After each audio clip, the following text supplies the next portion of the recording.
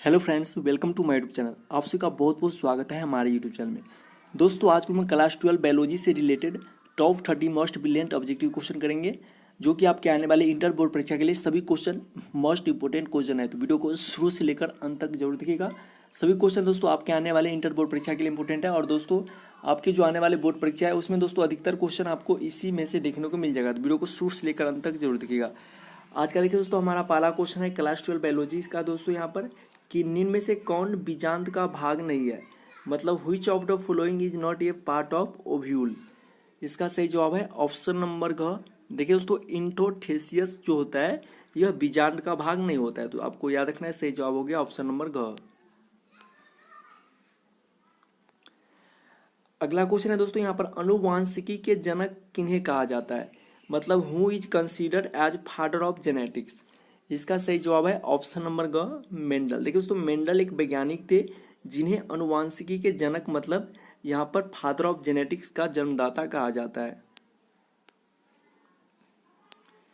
अगला क्वेश्चन है दोस्तों, निम्न में से कौन जैव विविधता का हॉट स्पॉट है।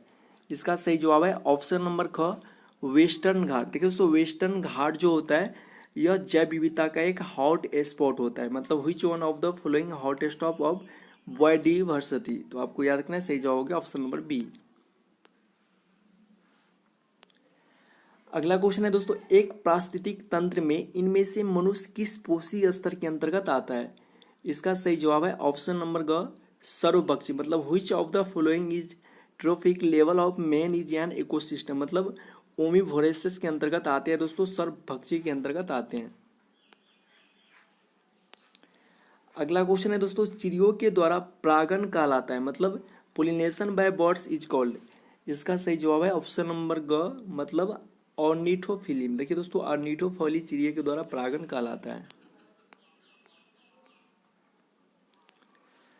अगला क्वेश्चन है दोस्तों, यम आरएनए का निर्माण होता है। इसका सही जवाब है ऑप्शन नंबर ग हो जाएगा दोस्तों, केंद्रक में मतलब न्यूक्लियस में। mRNA जो होता है दोस्तों उसका जो निर्माण होता है केंद्रक में होता है। अगला क्वेश्चन है दोस्तों, जल प्रदूषण का सूचक जीव कौन सा है। इसका सही जवाब है ऑप्शन नंबर घ, ई कोलाई। देखिए दोस्तों, ई कोलाई जो होता है यह जल प्रदूषण का एक सूचक जीव है। तो आपको याद रखना है, सही आंसर हो गया ऑप्शन नंबर घ।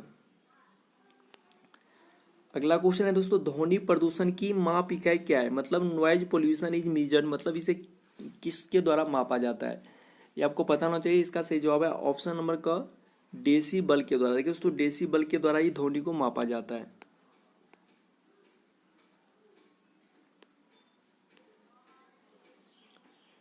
अगला क्वेश्चन है दोस्तों, अंड समुच्चय बना होता है। देखिए दोस्तों, अंड समुच्चय जो होता है इसका सही जवाब है ऑप्शन नंबर ग, दोनों से बना होता है। देखिए, अंड कोशिका से भी बना होता है और सहायक कोशिका, मतलब इन दोनों कोशिका के मेल से अंड समुच्चय बनता है।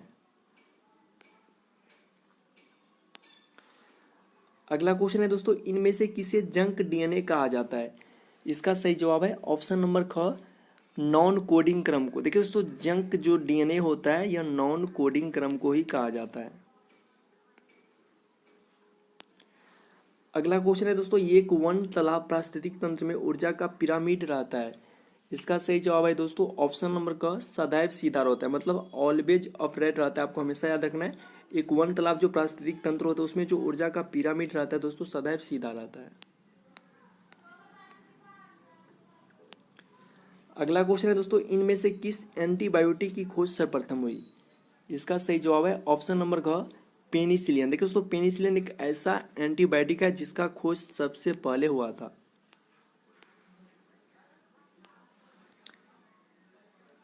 अगला क्वेश्चन है, पेनिसिलियम में जनन होता है।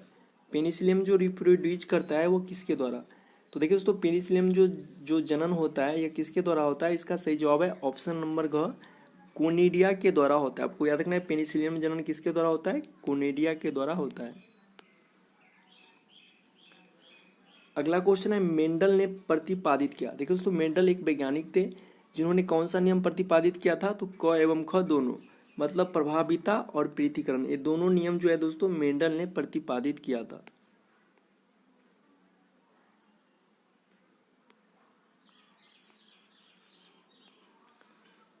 अगला क्वेश्चन है अप्रभावी गुणों वाले समयुग्मजीय जनक के साथ F1 पीढ़ी के जीवों का संकरण क्या कहलाता है?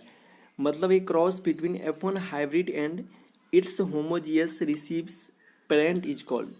इसका सही जवाब है दोस्तों ऑप्शन नंबर ख हो जाएगा, परीक्षार्थ संकरण कहलाता है। अगला क्वेश्चन है ऊर्जा का पिरामिड होता है। देखिए दोस्तों ऊर्जा का जो पिरामिड होता है आपको याद रखना है, हमेशा सीधा होता है। आपको पहले बता दिया सदैव सीधा होता है ऊर्जा का पिरामिड।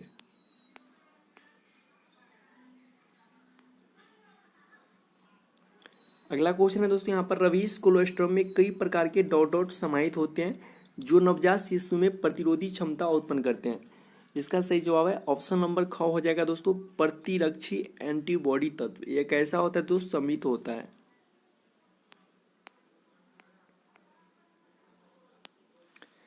अगला क्वेश्चन है दोस्तों गर्भावस्था के दौरान गर्भ की पहली गतिशीलता किस माह में देखा जाता है?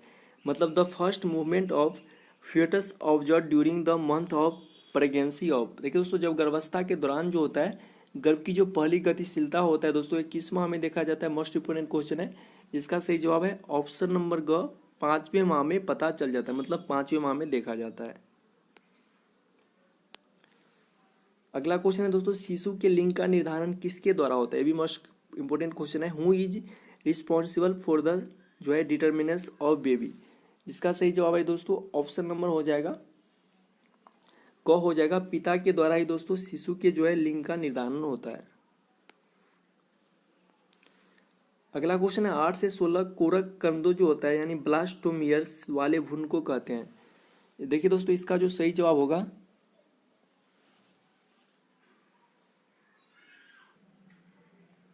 इसका सही जवाब है दोस्तों ऑप्शन नंबर क, तूतक जो मारुला जो होता है यह 8 से 16 कोरक कंदों वाले भ्रूण को कहते हैं। अगला क्वेश्चन है दोस्तों शुक्राणु में जो अग्रपुंज जो होता है मतलब एक्रोसोम का निर्माण किससे होता है? भी मोस्ट इंपोर्टेंट क्वेश्चन है दोस्तों। इसका सही जवाब है ऑप्शन नंबर ख, मतलब बी हो जाएगा, गाल्बी बॉडी के द्वारा। देखिए दोस्तों शुक्राणु में जो अग्रपुंज जो एक्रोसोम जो होता है उसका जो निर्माण होता है गाल्गी बॉडी द्वारा होता है। अगला क्वेश्चन है एड्स का पूर्ण रूप है। ये भी मोस्ट इंपोर्टेंट क्वेश्चन है। इसका सही जवाब है दोस्तों एड्स का जो पूर्ण रूप है ऑप्शन नंबर ग, इनमें से कोई नहीं, एक्वायर्ड इम्यून डिफिशियंसी सिंड्रोम होता है।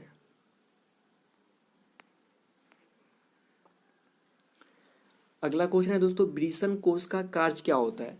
देखिए इसका सही जवाब है ऑप्शन नंबर ख हो जाएगा दोस्तों, यहाँ पर ब्रीसन के जो तापमान को शरीर के तापमान से कम रखना, यही दोस्तों ब्रीसन कोष का कार्य क्या होता है? ब्रीसन के जो तापमान होते हैं उसको शरीर के तापमान से हमेशा कम रखना होता है।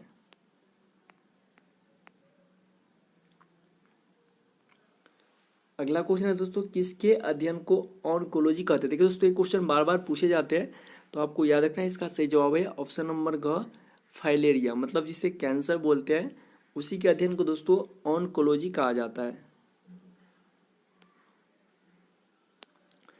अगला क्वेश्चन है दोस्तों संयोजी ऊतक में होने वाले कैंसर को क्या कहते हैं?